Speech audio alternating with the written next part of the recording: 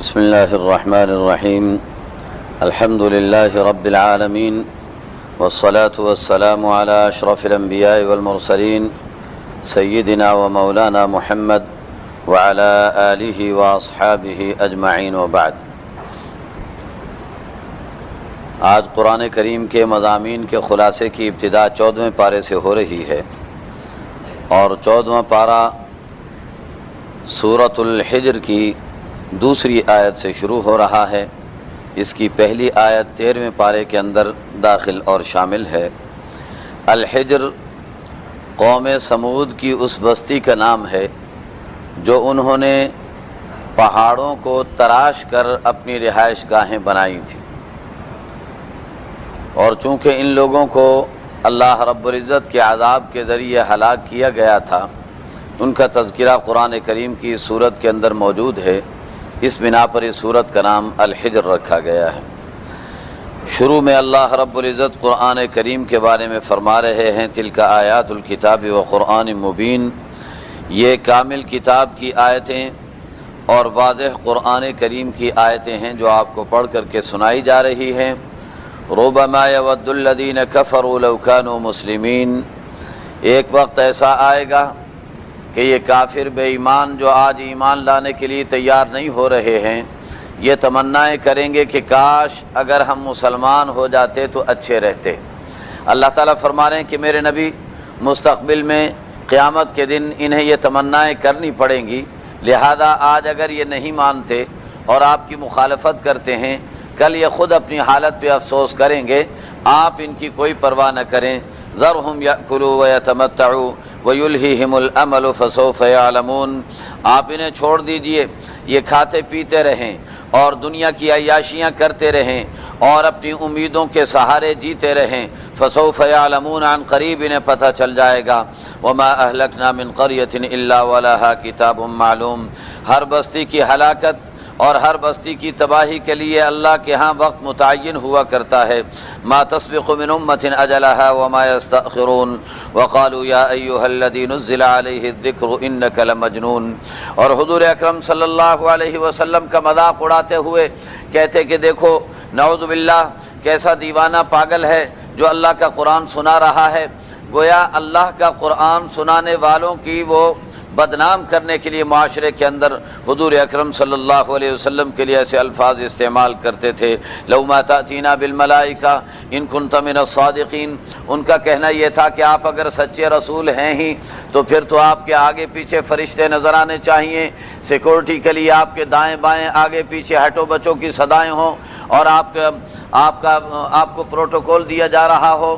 تو اللہ رب العزت فرماتے ہیں انا نحن نزلنا ذکر، ہاں اللہ فرماتے ہیں ما ننزل الملائکۃ الا بالحق وما كانوا اذا منظرین، ارے فرشتوں کے نزول کا مطالبہ کرنے والوں، ہمارے فرشتے جب آیا کرتے ہیں تو عذاب لے کر کے آیا کرتے ہیں، اور جب فرشتے عذاب لے کے اتریں گے تو تمہیں ذرہ برابر بھی مہلت نہیں مل سکے گی اور تم اپنا دفاع نہیں کر سکو گے۔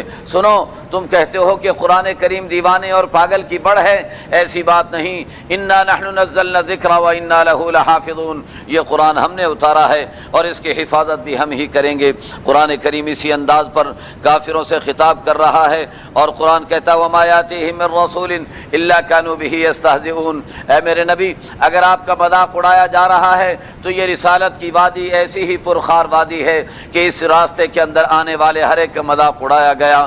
آج تک جتنے انبیاء گزرے ہیں ان کا بھی مذاق اڑایا گیا تھا۔ یہ مذاق اڑایا جانا ایک تو اس فرض منصبی کا تقاضا بھی ہے، اور دوسرے اس بات کی علامت ہے کہ آپ اللہ کے برحق رسول ہیں، تبھی تو کافر آپ کا مذاق اڑا رہے ہیں۔ اللہ فرماتے ہیں پہلے انبیاء کے بھی مذاق اڑائے گئے ہیں، لہذا اگر آپ کا استہزاء و تمسخر کیا جاتا ہے تو کوئی حرج کی بات نہیں ہے۔ كذلك نسلكه في قلوب المجرمين، مجرموں کا یہی انداز رہا ہے۔ لا يؤمنون به وقد خلت سنة الاولین، یہ اس وقت تک ایمان نہیں لائیں گے جب تک پہلوں والا حال ان کے ساتھ نہ کر دیا گیا، جیسے پہلی قوموں کو ہلاک کیا گیا اور تباہ کیا گیا، ویسے ہی جب ان کی تباہی کا وقت آئے گا تب یہ ایمان کی باتیں کریں گے۔ لقالوا انما لو فتحنا علیہم بابا من السماء فظلوا فیہ یعرجون۔ اللہ فرماتے ہیں کہ یہ مطالبہ کرتے ہیں کہ آپ کوئی نشانی دکھائیں، کوئی علامت دکھائیں، کوئی معجزہ دکھائیں۔ اللہ فرماتے ہیں کہ یہ ڈھیٹ لوگ ہیں، ماننے کے کبھی نہیں ہیں۔ اگر ہم آسمان کے دروازے کھول دیں اور سیڑھیاں لگا کر کے انہیں اوپر چڑھنے کا موقع فراہم کر دیں اور یہ آسمانوں پر چلے جائیں اور وہاں جا کر نشانیوں کا مشاہدہ خود اپنی آنکھوں سے کر لیں، تب بھی یہ بے ایمان نہیں لائیں گے۔ لقالوا انما سکرت ابصارنا بل نحن قوم مسحورون۔ یہ کہیں گے کہ ہماری نظر بندی کر دی گئی ہے اور ہم پر جادو کر دیا گیا ہے۔ وَلَقَدْ جَعَلْنَا فِي السَّمَاءِ بُرُوجًا وَزَيَّنَّاهَا لِلنَّاظِرِينَ۔ اللہ فرماتے ہیں آسمان کے لیے ہم نے بروج بنائے ہیں، اور بروج ان مقامات کو کہا جاتا ہے جن مقامات سے یہ سیارے اور ستارے حرکت کرتے ہیں، جنہیں آسمانوں پر اللہ نے متعین کیا ہوا ہے۔ ایک طرف تو یہ ستارے آسمان کی زینت ہیں اور دوسری طرف بروج کا کام دیتے ہیں، لیکن میں اس کے لیے ترجمے کے طور پر لفظ استعمال کرتا ہوں کہ اللہ نے حفاظتی چوکیاں بنائی ہوئی ہیں، کیونکہ قرآن کریم آسمان کے ورے عرش معلیٰ سے اور لوح محفوظ سے منتقل ہو کر کے آ رہا تھا۔ شیاطین کی کوشش ہوتی تھی کہ ان کے الفاظ میں کسی طرح سے رد و بدل کر دیں اور کوئی تبدیلی اس کے الفاظ کے اندر پیدا کر دیں۔ اللہ نے آسمان پر چوکیاں قائم فرما دی اور حفاظتی نظام قائم کر دیا، اب کوئی اس کے قریب نہیں جا سکتا۔ وَحَفِظْنَاهَا مِنْ كُلِّ شَيْطَانٍ رَجِيمٍ۔ اللہ فرماتے ہیں ان چوکیوں کے ذریعے اور ان برجوں کے ذریعے ہم نے آسمان کو ایسا محفوظ بنا دیا ہے، جہاں سے قرآن کو دنیا میں منتقل کیا جا رہا ہے اس جگہ کو ایسا محفوظ بنا دیا ہے کہ وَحَفِظْنَاهَا مِنْ كُلِّ شَيْطَانٍ رَجِيمٍ، ہر دھتکارے ہوئے شیطان سے ہم نے اس کو محفوظ کر دیا۔ إِلَّا مَنِ اسْتَرَقَ السَّمْعَ فَأَتْبَعَهُ شِهَابٌ مُبِينٌ، اگر کوئی چوری چھپے سننے کی کوشش بھی کرے تو شہاب مبین اس کے پیچھے لگا دیا جاتا ہے۔ وَالْأَرْضَ مَدَدْنَاهَا وَأَلْقَيْنَا فِيهَا رَوَاسِيَ وَأَنبَتْنَا فِيهَا مِنْ كُلِّ شَيْءٍ مَوْزُونٍ وَجَعَلْنَا لَكُمْ فِيهَا مَعَايِشَ وَمَن لَّسْتُمْ لَهُ بِرَازِقِينَ۔ اللہ فرماتے ہیں زمین کو ہم نے پھیلا دیا اور زمین میں ہم نے پہاڑوں کو گاڑ دیا اور زمین کے اندر مناسب چیزوں کو ہم نے پیدا کر دیا، اور انسان تیری ساری معیشت کو ہم نے زمین کے اندر رکھ دیا ہے کہ زمین سے تیری روزی نکلتی ہے۔ حضرت مولانا محمد یوسف صاحب رحمۃ اللہ تعالی علیہ بڑی عجیب بات فرمایا کرتے تھے ایک انسان کا جسم ہے اور ایک انسان کی روح ہے۔ انسان کا جسم مٹی سے بنا ہے، اس کی خوراک بھی مٹی سے آتی ہے۔ انسان کی روح آسمانوں سے آئی ہے تو اس کی خوراک بھی قرآن کی شکل میں اللہ نے آسمانوں سے نازل فرمائی ہے۔ اللہ فرماتے ہیں وَجَعَلْنَا فِيهَا مَعَايِشَ، انسانوں وَجَعَلْنَا لَكُمْ فِيهَا مَعَايِشَ، تمہاری روزی اور تمہارا رزق ہم نے سارا زمین کے اندر رکھا ہوا ہے۔ وَمَن لَّسْتُمْ لَهُ بِرَازِقِينَ وَإِن مِّن شَيْءٍ إِلَّا عِندَنَا خَزَائِنُهُ وَمَا نُنَزِّلُهُ إِلَّا بِقَدَرٍ مَّعْلُومٍ، ہر چیز کے خزانے ہمارے پاس موجود ہیں لیکن ہم ایک مخصوص حساب کے ساتھ ان کو اتارتے ہیں اور تمہارے لیے ہم بھیجا کرتے ہیں۔ وَأَرْسَلْنَا الرِّيَاحَ لَوَاقِحَ فَأَنزَلْنَا مِنَ السَّمَاءِ مَاءً، اللہ فرماتے ہیں ہم ہواؤں کو بھیجتے ہیں جو کہ بار آور کرنے والی ہوتی ہیں۔ لواقح، مفسرین کرام یہ لکھتے ہیں کہ لواقع سے مراد وہ ہوائیں ہیں جو بادلوں سے پانی برسایا کرتی ہیں، لیکن اگر آپ عربی کا گہرا مطالعہ کریں گے تو لواقع لاقحۃ کی جمع ہے، اور لاقحۃ اس جانور کو کہا جاتا ہے جو دوسری مادہ کو بار آور کر سکتا ہو۔ وہ اونٹ جو مادہ اونٹنی کو حاملہ کر سکے اسے لاقحہ کہا جاتا ہے، اور اس کے لیے یہ لفظ استعمال کیا جاتا ہے۔ اللہ نے قرآن کریم نے ہوا کے لیے یہ لفظ استعمال فرما کر ایک گہری نباتات کے ایک گہرے مسئلے کو اس کے اندر حل فرما دیا ہے۔ ہم نے جب باٹنی کو پڑھا، نباتات کو پڑھا، تو ہمارے لیکچرار نے ہمیں یہ بتایا کہ ان کے ذرات کو جو منتقل کیا جاتا ہے، پھولوں اور پودوں کے ان کے جو ذرات ہیں جن کے ذریعے سے پھل بنتا ہے ان میں بھی نر اور مادہ ہوتے ہیں، تو نر کے ذرات جو مادہ تک منتقل کیے جاتے ہیں تو منتقل کرنے کے ایک بڑا ذریعہ ہوا بھی ہے کہ ہوا کے ذریعے سے فرٹیلائزیشن کا کام ہوتا ہے، تو جو چیز فرٹیلائز کر سکتی ہو اس کے لیے لاقحۃ کا لفظ استعمال ہوتا ہے۔ قرآن کریم نے اس حقیقت سے آج سے 1400 سال پہلے پردہ اٹھا دیا تھا، اور قرآن نے بتایا تھا کہ ہواؤں کے اندر اللہ نے یہ تاثیر رکھی ہے اور یہ خوبی رکھی ہے۔ اللہ فرماتے ہیں ہم فرٹیلائز کرنے والی ہوائیں بھیج دیتے ہیں۔ فَأَنزَلْنَا مِنَ السَّمَاءِ مَاءً، تو آسمانوں سے تمہیں پانی تمہارے لیے برسایا جاتا ہے۔ فَأَسْقَيْنَاكُمُ، پھر یہ پانی ہم تمہیں پلا دیتے ہیں۔ وَمَا أَنْتُمْ لَهُ بِخَازِنِينَ، تم اگر اپنے طور پر اس پانی کو ذخیرہ کرنا چاہتے تو تم نہیں کر سکتے تھے، ہم نے اس پانی کے ذخیرہ کرنے کا سلیقہ اور انداز بھی تمہیں سکھا دیا، اور پانی کو ذخیرہ کرنے کے لیے انتظامات بھی اللہ نے فرما دیے۔ آپ ذرا غور کریں، آپ ذخیرہ کریں گے 1 دن کے لیے 2 دن کے لیے آپ ذخیرہ کریں گے، لیکن آپ سوچیں اگر 60-70 سال کی عمر ہو کسی انسان کی، 60-70 سال میں جتنا پانی پیے گا اللہ اس کے والدین کے حوالے کر دیتے کہ تمہارا جو بچہ پیدا ہوا ہے اس کی 70 سال کی عمر ہوگی اور اتنے ٹینکر پانی کے یہ پیے گا، یہ سارے ٹینکر تمہیں دے رہے ہیں، انہیں ذرا سنبھال کر کے رکھ لو، اپنے بچے کے پلانے کے لیے استعمال کرتے رہنا۔ اب خاندان کے جتنے افراد ہو ہر ایک کے لیے اللہ پانی اتنا اتنا ہر ایک کو دیتے چلے جائیں، وہ کہاں رکھیں گے سنبھال کر کے، اور اس کا کیا نظام بنائیں گے؟ انسان کے لیے بڑا مشکل ہو جائے گا۔ پھر اسے لاہور جانا ہے، مکہ مکرمہ جانا ہے، لندن یا واشنگٹن جانا ہے تو اپنے ٹینکر پانی کے بیچارے کو ساتھ لے جانے پڑتے، اور وہاں جا کر کے وہاں پینے کے لیے اپنے ساتھ پانی رکھنا پڑتا۔ اللہ فرماتے ہیں انسان میں نے تیرے لیے انتظامات کر رکھے ہیں، آسمان سے پانی برستا ہے، زمین پر آ کر کے گرتا ہے، اور زمین کی تاثیر یہ ہے کہ وہ پانی کو جذب کرتی چلی جاتی ہے، لیکن میں نے زمین کے اندر ایسا نظام بنا دیا، ایسی چٹانیں اور ایسے پتھر زمین کے اندر رکھ دیے ہیں کہ ایک مخصوص حد تک جانے کے بعد پانی وہاں رک جاتا ہے، وہاں ٹھہر جاتا ہے۔ اور انسان تیرے لیے میں نے سارا بندوبست اور انتظام کر رکھا ہے، اور اندر اللہ رب العزت نے فلٹرائزیشن کا نظام بھی پورا لگایا ہوا ہے، اندر ریت اور بجری اندر رکھی ہوئی ہے جس سے یہ گندا پانی گزر کر صاف ستھرا ہو کر چٹانوں پہ جا کر کے جمع ہو جاتا ہے۔ بندے جب تجھے سردیوں میں گرم پانی کی ضرورت پیش آئے تو زمین سے وہ گرم پانی نکال لینا، اور جب گرمیوں کے اندر تجھے ٹھنڈے پانی کی ضرورت پیش آئے تو زمین سے بور کر کے اپنے لیے ٹھنڈا پانی نکال لینا۔ ہم نے تجھے جمع کر کے دیا ہے پانی، تیرے اندر یہ صلاحیت نہیں تھی۔ وما انتم له بخازنین وانا لنحن نحیی ونمیت ونحن الوارثون، ہم ہی زندہ کرتے ہیں، ہم ہی مارتے ہیں، اور پھر ہم ہی اس پوری کائنات کے وارث ہیں۔ وَلَقَدْ عَلِمْنَا الْمُسْتَقْدِمِينَ مِنْكُمْ وَلَقَدْ عَلِمْنَا الْمُسْتَأْخِرِينَ۔ اس کے بعد انسان کی پیدائش کو اللہ نے ذکر کیا، اور اللہ نے فرمایا کہ اللہ رب العزت انسان کو ایسے کیچڑ سے بناتے ہیں جس میں بدبو بھی اٹھنے لگ جاتی ہے، اور اگر وہ سوکھ جائے تو وہ کنکر کی طرح سے ٹھن ٹھن بجنے لگ جاتا ہے۔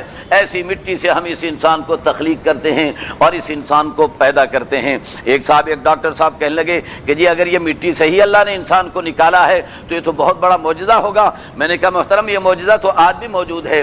آپ سمجھتے ہیں کہ یہ انسان ماں کے پیٹ سے جنم لے رہا ہے، لیکن حقیقت یہ ہے کہ انسان کے جو اجزاء، جن اجزاء سے یہ انسان بنتا ہے وہ کہاں سے آ رہے ہیں؟ وہ ماں کا بویضہ ہے اور ماں کا ایگ ہے جس سے یہ انسان بن رہا ہے، اور پھر باپ کے کروموزوم کے ذرات ہیں جو جا کر کے اس کے اندر شامل ہوتے ہیں۔ لیکن مجھے بتائیے کہ وہ ایگ کہاں سے بنتا ہے، وہ کروموزومز کہاں سے بنتے ہیں؟ وہ انسان کی خوراک سے بنتے ہیں۔ خوراک کہاں سے بنتی ہے؟ ان پودوں اور درختوں سے بنتی ہے، اور یہ پودے اور درخت کہاں سے نکلتے ہیں؟ اسی کیچڑ سے، اسی مٹی سے نکل کر کے آتے ہیں۔ اللہ فرماتے ہیں انسان میں تیرے ذرات کو زمین سے کیچڑ میں سے نکالتا ہوں، اور نکالنے کے بعد تجھے خوبصورت انسان کی شکل عطا کر دیتا ہوں۔ اللہ فرماتے ہیں کہ کیچڑ سے ہم نے انسان کو بنایا، البتہ پہلے انسان کو اللہ نے براہ راست کیچڑ سے بنایا، اور پھر اس کے بعد کے لیے اللہ نے ایک نظام، ایک پروسیس بنا دیا اس انسان کے بنانے کے لیے کہ اس پروسیس سے گزرے گا اور تب جا کر کے انسان وجود میں آئے گا اور تیار ہوگا۔ وَالْجَانَّ خَلَقْنَاهُ مِنْ قَبْلُ مِنْ نَارِ السَّمُومِ، جنات کو اللہ فرماتے ہیں آگ سے ہم نے پیدا کیا۔ وَإِذْ قَالَ رَبُّكَ لِلْمَلَائِكَةِ إِنِّي خَالِقٌ بَشَرًا مِنْ حَمَإٍ مَّسْنُونٍ مِنْ صَلْصَالٍ مِنْ حَمَإٍ مَّسْنُونٍ، اللہ نے فرشتوں سے کہا میں انسان کو بنانے والا ہوں۔ بہر صورت اللہ نے انسان بنایا، شیطان کو سجدے کا حکم دیا، اس نے انکار کر دیا، وہ راندہ درگاہ ہو گیا۔ اللہ فرماتے ہیں کہ إِنَّ عَلَيْكَ اللَّعْنَةَ إِلَىٰ يَوْمِ الدِّينِ، شیطان پر اللہ نے اپنی لعنت بھیج دی۔ اس کے بعد اس نے کہا کہ میں انسانوں کو اغوا کروں گا اور انسانوں کو گمراہ کروں گا۔ اللہ نے فرمایا نہیں، میرے جو مخلص بندے ہوں گے، ہاں میرے جو ایسے افراد ہوں گے جو مفاد پرست ہوں گے، وہ مفادات کے پیچھے چل کر اپنے دین سے ہاتھ دھو بیٹھیں گے، لیکن جو مخلص بندے ہوں گے وہ مفادات کو ایمان پر تو قربان کریں گے لیکن ایمان کو اپنے مفادات پر کبھی قربان نہیں کریں گے۔ ھذا صراط علی مستقیم، یہی ایسا راستہ ہے جو مجھ تک انسانوں کو پہنچانے والا ہے۔ اس طریقے پر اللہ نے اس کے بعد جنت اور جہنم کا تذکرہ فرمایا، پھر حضرت لوط علیہ السلام کا تذکرہ اور ان کی قوم کی ہلاکت کا تذکرہ فرمایا، پھر قوم سمود کا تذکرہ فرمایا جن کی بستی کے نام سے پوری سورت کا نام رکھا گیا ہے۔ قوم سمود قوم عاد کے بعد اس دنیا کے اندر آئی تھی، اور قوم عاد بڑے پاورفل لوگ تھے، بڑی طاقت اور قوت والے لوگ تھے، لیکن ان پر اللہ نے عذاب کون سا بھیجا تھا؟ ہوا چلائی تھی، جسے سب سے کمزور سمجھا جاتا ہے۔ کہتے ہیں کہ بھی پھونک مارنے سے بھی اڑ سکتا ہے۔ کسی کی کمزوری بیان کرنی ہو تو کہا جاتا ہے کہ ہوا کے جھونکے سے ہل جاتا ہے۔ ہوا کو اتنا کمزور سمجھا جاتا ہے، اللہ نے دنیا کی طاقتور ترین قوم کو مارنے کے لیے اپنی کمزور ترین مخلوق ہوا کو چلایا اور ہوا سے کہہ دیا کہ ان کو اٹھا اٹھا کے پٹک پٹک کے ان کی زمین پر مار دو۔ اللہ فرماتے ہیں وفی عاد اذا ارسلنا علیہم الريح العقیم ما تذر من شیء اتت علیہ الا جعلته كالرمیم۔ ایسی ہوا تھی کہ جہاں سے گزر کے جاتی، گزرتے ہوئے اس میں ایسا کوئی کیمیکل اللہ نے رکھا ہوا تھا کہ وہ ہوا جہاں سے گزرتی تھی اسے راکھ بنا کر کے چلی جاتی تھی، جس چیز کو لگ جاتی اسے راکھ بنا کر کے رکھ دیتی تھی۔ ایسی ہوا اللہ نے ان پر بھیج دی۔ تو جب قوم سمود نے دیکھا کہ اللہ کا عذاب تو ہوا کی شکل میں آتا ہے، تو ہوا سے بچنے کا کیا راستہ ہوگا، ہوا سے کیسے بچیں گے؟ انہوں نے کہا کہ ہم اس کے لیے طریقہ نکال لیں گے۔ طریقہ یہ نکالا، کہنے لگے کہ ہم پہاڑوں کے اندر اپنے لیے مکانات بنا لیں گے۔ ان لوگوں کو پتھر تراشنے کا بڑا فن آتا تھا، اور ان کی آج بھی بستی ہجر آج بھی موجود ہے۔ اس بستی کو اگر دیکھا جائے، اور آپ جب مدینہ منورہ سے تبوک کی طرف سفر کریں گے تو راستے میں ان کی بستی آتی ہے، اور وہاں آج تک ان کے محلات بنے ہوئے، آج تک کے انجینئر دیکھ کر کے حیران ہو جاتے ہیں کہ آج سے ہزاروں سال پہلے یہ قوم آئی ہے، اور اس قوم نے اس خوبصورتی کے ساتھ پتھروں کو تراشا ہے، اور پہاڑوں کو تراش کر اپنے بیڈ رومز بھی بنائے ہیں اور اپنی بیٹھکیں بھی بنائی ہیں۔ ہر چیز وہاں پر بنا کر کے انہوں نے پورے گھر پورے پہاڑوں کو تراش کے اپنے لیے محلات اور مکانات بنائے ہوئے ہیں۔ ان کا خیال یہ تھا کہ پہاڑوں کے اندر تو ہوا نہیں لگے گی، پتھروں کے اندر تو ہوا نہیں آئے گی۔ اللہ نے ان پر چیخ کو مسلط کر دیا۔ اللہ نے جبرائیل علیہ السلام کو بھیج دیا، دنیا کی سب سے بڑی مخلوق۔ احادیث کے اندر آتا ہے کہ جبرائیل دنیا کی سب سے بڑی مخلوق ہے، اگر اپنی اصلی شکل کے اندر آ جائیں تو ان کا سر عرش معلیٰ تک چلا جاتا ہے، اور ان کے پاؤں تحت الثری تک چلے جاتے ہیں، اور ان کے 600 پر اللہ نے ان کو عطا فرما رکھے ہیں۔ اگر ایک پر کو کھولیں تو مشرق کو ڈھانپ دیں، دوسرے پر کو کھولیں تو مغرب کو ڈھانپ دیں۔ اتنی بڑی مخلوق۔ اللہ نے کہا جبریل جا اور جا کر کے ذرا ایک آواز لگا دو۔ جبریل کی ایک آواز کی دھمک اور خوف اتنا تھا کہ ان لوگوں کے کلیجے پھٹ گئے اور اپنے گھروں کے اندر اوندے منہ گر کر کے تباہ ہو کر کے رہ گئے۔ قرآن کہتا ہے کہ کأن لم یغنوا فیہا، ایسا لگتا تھا کہ ان بستیوں میں کوئی بسنے والا کبھی تھا ہی نہیں، ایسا معلوم ہوتا تھا۔ تو اس بستی کا، اس قوم کا اللہ نے تذکرہ کیا اور بتایا کہ اللہ نے انہیں کیسے تباہ و برباد فرمایا۔ پھر اللہ رب العزت نے اپنے نبی علیہ الصلوۃ والسلام کو فرمایا کہ میرے نبی وَإِنَّ السَّاعَةَ لَآتِيَةٌ، قیامت تو آ کر رہے گی، فاصفح الصفح الجمیل، لہذا آپ بڑی خوبی کے ساتھ درگزر کرتے رہیے۔ ان ربک هو الخلاق العلیم۔ آگے بتایا کہ اللہ نے آپ کو قرآن کریم بھی عطا فرمایا، اور اللہ نے آپ کو 7 بار بار پڑھی جانے والی آیتیں یعنی سورۃ الفاتحہ بھی اللہ نے آپ کو عطا فرمائی۔ یہ سورہ فاتحہ کی عظمت کا اظہار ہے۔ لا تمدن عینیک الی ما متعنا به ازواجا منهم، جن لوگوں کے پاس دنیا کا مال و دولت ہے اسے دیکھ کر آپ للچائی ہوئی نگاہوں سے ان کو نہ دیکھا کریں۔ وقل انی انا النذیر المبین، اور کہہ دیجئے کہ میں ڈرانے والا بن کر کے آیا ہوں۔ آگے قرآن کہتا ہے فوربک لنسألنهم اجمعین، میرے نبی تیرے رب کی قسم کھا کر کے ہم کہتے ہیں کہ ہم ان سے سوال و جواب کریں گے، ان کا محاسبہ کیا جائے گا۔ فاصدع بما تؤمر واعرض عن المشرکین، جس بات کا آپ کو حکم دیا گیا ہے اسے آپ صاف صاف بیان کرتے رہیے اور مشرکین سے اعراض کیجیے۔ انا کفیناک المستہزئین، ہم ان مذاق اڑانے والوں کو خود ہی کافی ہو جائیں گے۔ الذین یجعلون مع اللہ الہا آخر، آگے فرمایا وَلَقَدْ نَعْلَمُ أَنَّكَ يَضِيقُ صَدْرُكَ بِمَا يَقُولُونَ، کیسے پیار کے ساتھ اللہ اپنے نبی کو تسلی دے رہے ہیں۔ وَلَقَدْ نَعْلَمُ أَنَّكَ يَضِيقُ صَدْرُكَ بِمَا يَقُولُونَ، میرے نبی ہمیں پتہ ہے کہ آپ کا دل تنگ ہوتا ہے ان کی باتوں کو سن کر، آپ کی دل آزاری تو ضرور ہوتی ہے، لیکن آپ کو کرنا کیا ہوگا؟ آپ کو ان کا جواب دینے کی کوئی ضرورت نہیں۔ فَسَبِّحْ بِحَمْدِ رَبِّكَ وَكُن مِّنَ السَّاجِدِينَ، اپنے رب کی تسبیح و تحمید بیان کرتے رہیے اور رکوع سجدے کے اندر لگے رہیے، عبادت میں لگے رہیے۔ وَاعْبُدْ رَبَّكَ حَتَّىٰ يَأْتِيَكَ الْيَقِينُ، اور اپنے رب کی عبادت کیجیے یہاں تک کہ موت آ جائے۔ اس کے بعد سورہ نحل شروع ہو رہی ہے۔ نحل عربی زبان میں شہد کی مکھی کو کہا جاتا ہے۔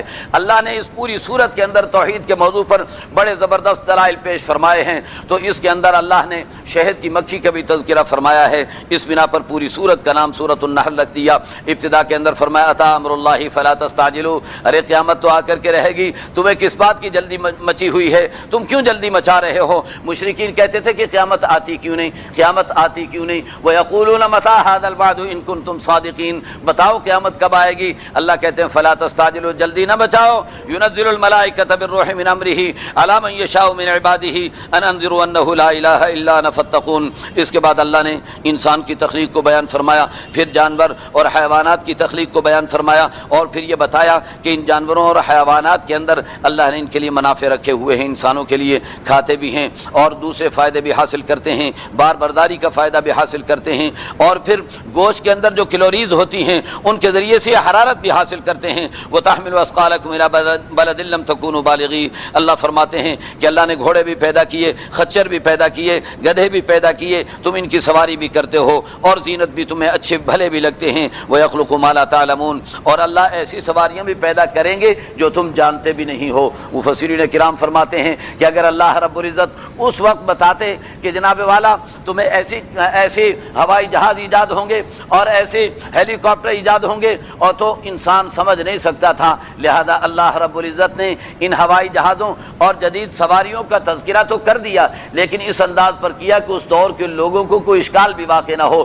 وَيَخْلُقُ مَا لَا تَعْلَمُونَ، اللہ ایسی ایسی سواریاں بھی پیدا کریں گے جو تم جانتے بھی نہیں ہو۔ اس کے اندر اللہ نے ان سب کا تذکرہ فرما دیا۔ وَعَلَى اللَّهِ قَصْدُ السَّبِيلِ وَمِنْهَا جَائِرٌ، اس کے بعد اللہ رب العزت نے آسمان سے برسنے والے پانی کا بتایا اور زمین سے اگنے والے درختوں کا بتایا، اور اللہ نے دن اور رات کے آنے جانے کا بتایا، فرمایا کہ یہ ساری چیزیں عقل والوں کے لیے غور و خوض کی دعوت دے رہی ہیں اور نصیحت حاصل کرنے کا پیغام دے رہی ہے۔ پھر اللہ نے فرمایا کہ سمندر سے تمہیں زیورات کے لیے تمہیں سمندر سے موتی بھی میسر آ جاتے ہیں اور تمہیں مچھلی کا تازہ گوشت بھی میسر آ جاتا ہے، اور پھر تمہاری کشتیاں بھی اس کے اندر سمندر میں چلتی ہیں اور بار برداری کا کام بھی کرتی ہیں۔ اور پھر اللہ رب العزت اسی طریقے پر توحید کے دلائل دیتے ہوئے آگے جنت اور جہنم کے تذکرے پر آگے، اور پھر اللہ رب العزت نے مشرکین کی اس بات کو بھی ذکر فرما دیا۔ اللہ نے فرمایا وقال الذین اشرکوا لو شاء اللہ ما عبدنا، کہ مشرک لوگ کہتے ہیں کہ اگر اللہ چاہتے تو ہم اللہ کے علاوہ کسی کی عبادت نہ کرتے۔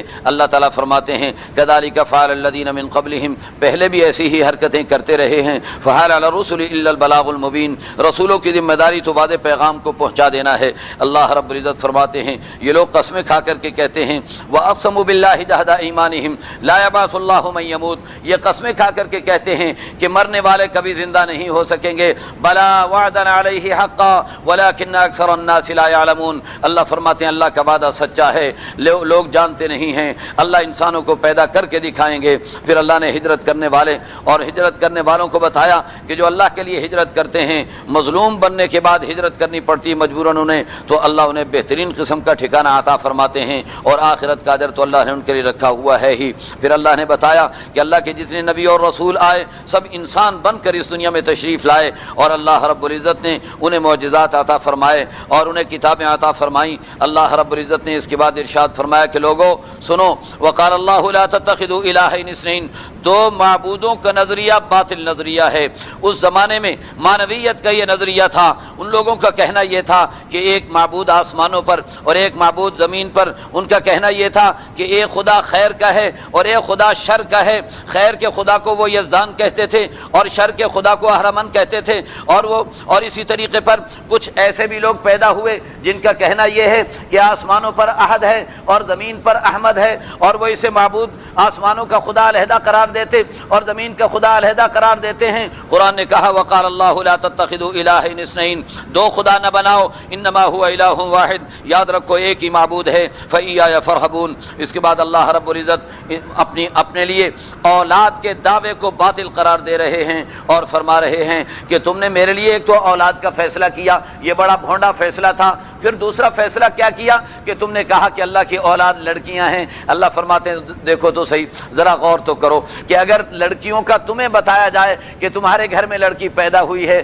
تو تمہاری صورتحال یہ ہوگی کہ یتوارا من القوم من سوء ما بشر به ایمسکه علی هون ام یدسه فی التراب، تمہیں اگر بتایا جائے کہ تمہارے گھر میں لڑکی پیدا ہوئی تو تم تو مایوس ہو کر کے رہ جاتے ہو، منہ چھپاتے پھرتے ہو لوگوں سے کہ لڑکا کیوں نہیں ہو گیا، لڑکی کیوں پیدا ہو گئی، اور پھر تم اپنے لیے اسے ذلت و رسوائی سمجھتے ہو، جس چیز کو تم اپنے لیے ذلت و رسوائی سمجھو اللہ کے لیے اسے ثابت کرتے ہو۔ الا ساء ما يحكمون، بڑے بدترین فیصلے کر رہے ہو۔ ولو يؤاخذ الله الناس بظلمهم ما ترك عليها من دابة، انسانوں کی بد کرداریاں تو اتنی ہیں کہ اگر اللہ پکڑنے پر آ جاتے تو اس سرزمین پر کوئی زندہ سلامت باقی نہ رہ سکتا، لیکن اللہ نے ایک مقررہ وقت کے لیے مؤخر کر رکھا ہے، جب متعینہ وقت آ جائے گا تو ذرہ برابر بھی آگے پیچھے نہیں ہو سکیں گے۔ اس کے بعد اللہ رب العزت جانوروں کی طرف آ جاتے ہیں۔ اللہ فرماتے ہیں ذرا جانوروں میں غور کریں، گائے بھینس کے اندر غور کریں، بکری اونٹنی کے اندر غور کریں۔ اللہ فرماتے ہیں نسقیکم مما فی بطونہ من بین فرث ودم لبنا خالصا سائغا للشاربین، ان جانوروں کو دیکھیے ہری ہری گھاس کھاتے ہیں، اس سے سرخ رنگ کا خون بھی بن جاتا ہے، ہرے رنگ کا گوبر بھی بن جاتا ہے، لیکن سفید رنگ کا بہترین دودھ بھی اللہ تمہیں عطا فرما دیتے ہیں۔ من بین فرث ودم، ایک طرف خون ہے اور ایک طرف گوبر ہے، اور بیچ میں سے اللہ دودھ بھی نکال کر کے دے دیتے ہیں، خالصاً، جو بالکل خالص ہوتا ہے، کوئی اس میں پانی ملا ہوا نہیں ہوتا۔ وہ ایک صاحب کہنے لگے کہ ایک دفعہ ہمارا دودھ والا دودھ دے کر کے گیا تو ہم نے کہا کہ بھائی آج تو تمہارے دودھ میں سے مینڈک نکلا ہے، تو کہنے لگے جی اصل میں بات یہ ہے کہ ہماری بھینسیں نہر کا پانی پیتی ہیں نا، تو مینڈک نکل سکتا ہے۔ تو اللہ فرماتے ہیں میں جو تمہیں دودھ دیتا ہوں اس میں کچھ نہیں ملا ہوا ہوتا، یہ تم بعد میں اس میں ملاوٹ کر لیتے ہو، ورنہ خالصاً سائغا للشاربین، خالص دودھ ہوتا ہے جو بڑا لذیذ اور مزیدار ہوتا ہے پینے والوں کے لیے۔ پھر اللہ فرماتے ہیں ذرا آگے چلیے، وَأَوْحَىٰ رَبُّكَ إِلَى النَّحْلِ أَنِ اتَّخِذِي مِنَ الْجِبَالِ بُيُوتًا وَمِنَ الشَّجَرِ وَمِمَّا يَعْرِشُونَ، اللہ فرماتے ہیں شہد کی مکھی کو بھی میں ہی ہدایات دیتا ہوں۔ دیکھو شہد کی مکھی کیسا محیر العقول چھتا تیار کرتی ہے۔ ایک انجینئر کہنے لگا کہ ہم جب کوئی نقشہ بناتے ہیں تو کوشش کرتے ہیں کہ جتنا ایریا ہے اس میں کوئی حصہ ضائع نہ چلا جائے، ہر حصے کو ہم کور کر لیں اور اس انداز پر بنا دیں کہ ہر حصہ استعمال کے اندر آ جائے۔ کہنے لگا کہ لیکن میں نے دیکھا ہے کہ شہد کی مکھی ہمارے انجینئروں سے زیادہ سمجھدار ہے، کوئی حصہ ضائع نہیں ہونے دیتی۔ کہنے لگا میں نے غور کیا کہ یہ جو مسدس اس کے خانے ہوتے ہیں، 6 کونوں والے خانے بنائے جاتے ہیں، اس کی حکمت کیا ہے؟ کہنے لگا میں نے دیکھا کہ اس کی حکمت یہی ہے کہ کوئی حصہ ضائع نہیں جانا چاہیے، چنانچہ آپ دیکھیں گے کہ خانوں کے درمیان میں کوئی حصہ ضائع نہیں ہوگا۔ پھر اللہ رب العزت نے ان مکھیوں میں ایک ملکہ مکھی کو بنایا ہے جس کا کام ہی بچے جنتی رہنا اور کوئی کام ہی نہیں اس کا، انڈے دیتی ہے اور بچے جنتی ہے اور ان کی رہنمائی کرتی ہے۔ باقی کچھ مکھیاں شہد کو چوس کر رس چوس کر کے لانے والی، اور کچھ مکھیاں حفاظت کرنے والی، کچھ مکھیاں اس شہد کو چیک کرنے والی کہ صحیح شہد لایا جا رہا ہے یا زہریلا شہد لایا جا رہا ہے۔ ان ساری چیزوں کا نظام اللہ نے اس کے اندر رکھا ہوا ہے، اور وہ اوحا کے اندر اللہ کہتے ہیں میں نے وحی بھیج رکھی ہے مکھیوں کی طرف، انہیں ساری سمجھ بوجھ میں نے عطا فرما رکھی ہے۔ اور پھر کہتے ہیں کہ یہ جو مادہ مکھی ہے، ملکہ مکھی جو ہوتی ہے، انڈے وہ دیتی ہے، باقی کوئی مکھی انڈے نہیں دیتی، سینکڑوں کی تعداد میں مکھیاں ہوتی ہیں لیکن انڈے صرف ملکہ مکھی دیتی ہے۔ اور پھر ان انڈوں میں بھی بعض انڈوں سے ملکہ مکھیاں پیدا ہوتی ہیں، بعض بندوں سے کارکن مکھیاں پیدا ہوتی ہیں، بعض انڈوں سے جو مختلف قسم کی، تو ان کے خانے بھی علیحدہ علیحدہ ہوتے ہیں۔ اس خانے میں جو انڈا ہوگا اس میں فلاں قسم کی مکھی نکلے گی، اور اس خانے میں جو انڈا ہوگا اس میں فلاں قسم کی مکھی نکلے گی۔ مجھے بتاؤ کہ یہ ساری ہدایت دینے والا کون ہے؟ یہ ساری رہنمائی کرنے والا کون ہے؟ اللہ فرماتے میں رہنمائی کر رہا ہوں۔ اور پھر اللہ تعالیٰ نے ایک خاص صفت یہ بیان فرمائی ہے کہ مکھی کو یہ بھی میں نے صفت عطا فرما رکھی ہے کہ وہ جائے پھلوں پھولوں کو چوس کر کے آئے، اور چوسنے کے بعد بڑے سکون کے ساتھ آ کر کے اور اپنے چھتے تک پہنچ جائے، اسے کسی سے رہنمائی لینے کی ضرورت نہیں۔ علم الحیوانات کے ماہرین بتاتے ہیں کہ وہ ملکہ مکھی رہنمائی بھی فراہم کرتی ہے۔ ان کے جو اینٹینا لگے ہوئے ہوتے ہیں مکھیوں کے، اس کے ذریعے سے ان کے آپس میں رابطے ہوتے ہیں اور رابطہ کر کے راستہ بتاتے ہیں۔ اس لیے کہتے ہیں کہ 2 میل تک اس مکھی کو کسی رہنمائی کی ضرورت نہیں، 2 میل تک چلی جائے گی، واپس آ جائے گی۔ اگر ایک ہی جگہ پر 20 چھتے لگے ہوئے ہوں کبھی بھولے گی نہیں، اور بھول کر کسی دوسرے چھتے پر نہیں جائے گی، اپنے ہی چھتے پر آ کر کے بیٹھے گی۔ اللہ فرماتے ہیں ان اتخذی من الجبال بیوتا، میں نے ان مکھیوں کو یہ سمجھ دی کہ اپنے چھتے پہاڑوں کے اندر بناؤ، گھروں کے اندر بناؤ، اور بڑے بڑے درختوں کے اندر اپنے چھتے بناؤ، پھر اس کے بعد پھلوں میں سے کھاؤ، اور پھر اس سے یخرج من بطونها شراب مختلف الوانه فيه شفاء للناس، ایسا شہد اس مکھی کے پیٹ سے اللہ نکالتے ہیں جس کا رنگ بھی علیحدہ علیحدہ، جس کا ذائقہ بھی علیحدہ علیحدہ۔ اللہ فرماتے ہیں اس میں انسانوں کے لیے ہم نے شفا رکھی ہوئی ہے۔ پھر اس کے بعد اللہ رب العزت نے توحید کے اسی طریقے پر دلائل کا سلسلہ جاری و ساری رکھا ہوا ہے۔ اللہ نے فرمایا کہ ایک غلام ایسا ہو جو کچھ کرنے دھرنے کے قابل نہ ہو، اور دوسرا انسان ایسا ہو جو پیسے والا مالدار با اختیار ہو اور خوب اللہ کے نام پر خرچ کرتا ہو۔ بتاؤ یہ دونوں برابر ہو سکتے ہیں؟ کبھی برابر نہیں ہو سکتے۔ تو معبود حق اللہ اور معبودان باطل یہ بت، یہ بھی کبھی برابر نہیں ہو سکتے۔ اور اس کے بعد اللہ رب العزت نے بتایا کہ آسمان و زمین کا غیب سارا اللہ کے دست قدرت میں ہے، اللہ کے ہاتھ میں ہے۔ پھر اللہ رب العزت نے تعلیم دی، ان اللہ یامر بالعدل والاحسان، کہ اللہ تمہیں انصاف کی تلقین فرماتے ہیں، احسان کی تلقین فرماتے ہیں، اپنے رشتہ داروں سے تعاون کرنے کی تلقین فرماتے ہیں، اور بے حیائی سے روکتے ہیں، اور گناہوں سے روکتے ہیں، اور ظلم کرنے سے منع فرماتے ہیں۔ اور پھر اللہ نے فرمایا جو اللہ سے تم نے وعدہ کر رکھا ہے کلمہ پڑھ کر، اس وعدے کی پابندی کرو، اور ایسے نہ بن جاؤ جیسے کوئی عورت اپنی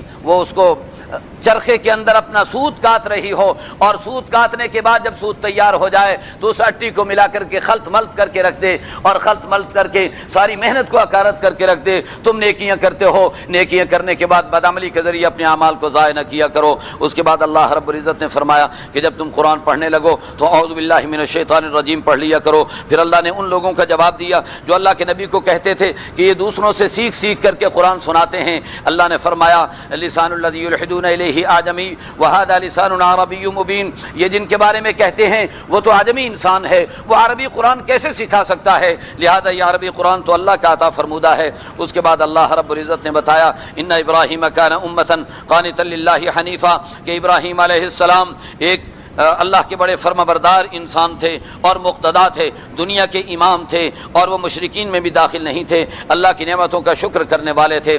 ثم اوحینا الیک ان اتبع ملت ابراہیم حنیفا، میرے نبی آپ بھی ابراہیم کے طرز زندگی کو اپنائیے اور اختیار کیجئے۔ انما جعل السبت علی الذین اختلفوا فیہ، اس کے بعد دعوت اللہ کا کام کرنے والوں کو اللہ نے ذرعی اصول بیان فرمائے، اور فرمایا کہ دعوت اللہ کا کام کرنے والوں حکمت کو مد نظر رکھا کرو، اور اچھی انداز سے گفتگو کیا کرو، اور بہتر انداز میں بحث مباحثہ کیا کرو، اور یہ یاد رکھو کہ اللہ گمراہ ہونے والوں کو بھی جانتے ہیں، ہدایت یافتہ لوگوں کو بھی جانتے ہیں۔ وَإِنْ عَاقَبْتُمْ فَعَاقِبُوا بِمِثْلِ مَا عُوقِبْتُمْ بِهِ، اگر تمہیں بدلہ لینے کا موقع ہو تو پھر یاد رکھو حد سے کبھی تجاوز نہ کرنا، اور اس میں جتنا اس نے ظلم کیا ہے اس سے زیادہ نہ کرنا، بلکہ یاد رکھو وَلَئِنْ صَبَرْتُمْ لَهُوَ خَيْرٌ لِّلصَّابِرِينَ، اگر تم صبر کر لو گے تو وہ تمہارے لیے بہتر ہوگا۔ اور پھر اللہ نے فرمایا ان اللہ مع الذین اتقوا والذین هم محسنون، یاد رکھو اللہ تقوی والوں کا ساتھ دیا کرتے ہیں، اللہ نیک کردار والوں کا ساتھ دیا کرتے ہیں۔ اللہ ہم سب کو صحیح عمل کرنے کی توفیق مرحمت فرمائے۔ وآخر دعوانا ان الحمد للہ رب العالمین۔